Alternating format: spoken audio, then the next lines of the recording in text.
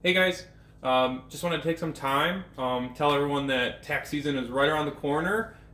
Just when that new year starts, you kind of get hit with this stressful situation here that not many people like to do, but as a CPA, it's kind of what I live and breathe every day. So I wanted to take a couple minutes today to discuss one of the most common documents that everyone's going to receive, and that's your W-2. I think there's a lot of misconceptions about what the document shows, what it doesn't show, what you need to record and what you don't. So I wanted to just provide a little clarity on that. The first thing you can do is break that W-2 down into two different pieces. There's the lettered side and the numbered side. So the letter side is going to be all of your personal information. It's going to tell you, who your employer is, who you work for, their information, your information.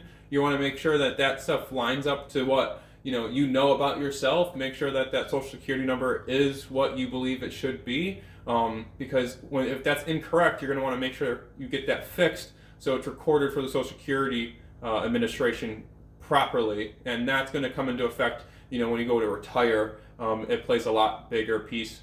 So then after that, we kind of have your numbered side. There's kind of 19 or 20 different boxes there. The first ones that are really going to stick out to you are boxes 1, 3, and 5. 1 is that's going to be kind of your income tax, wages that you've been paid. 3 is your Social Security amount, and 5 is your Medicare. Now, 3 and 5 are going to be the same number, except for the fact that the Social Security piece of it gets capped right around $133,000. That's not an exact amount, but if you're lucky to be over that, your Medicare number is going to be higher than your Social Security. Otherwise, they should be the same.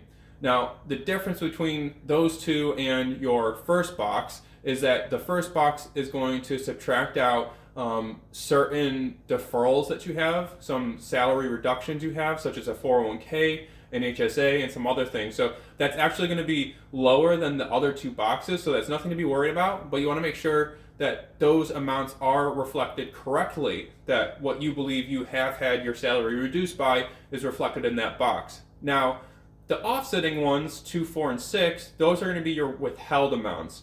Now, 4 and 6 are really driven by a formula, what should be withheld based on the Social Security number, or Social Security taxes and your Medicare taxes. So those you don't have to pay as much attention to. Make sure that you're withholding enough and that your employer is withholding enough for you.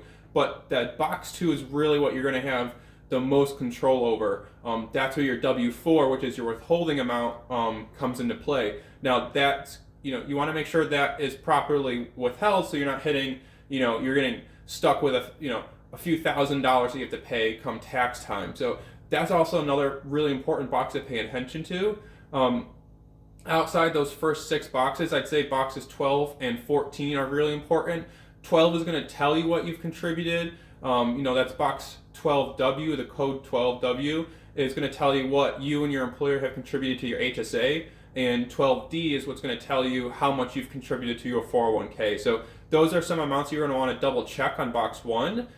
There should be a little formula somewhere on the W-2 that reflects that for you. And then box 14 is just going to be miscellaneous other information that your employers wanted to convey to you. So that's also really important to check out. After that, I would say the last piece you want to check out is 16 through 20. That's going to be your state and local information. A lot of times your state, unless you're working in 2 different states from where your residence is, the state income tax number like that you have as wages should equal your box 1. Those should relatively be along the same lines, and then you're going to see a breakout for the taxes withheld from your state and for your local government. Now, local might be different. Not everyone has that. If you live in New York City, you're going to have a local tax. If you live in Rochester, New York, where I'm from, you're not going to have that. So there's some optionality there that you want to pay attention to, but that is what really breaks down your W-2. I hope that helps. If you like it, take a like. If you have any other questions, comment below. I'll respond to anything you want. And as always, feel free to connect. Thanks, guys.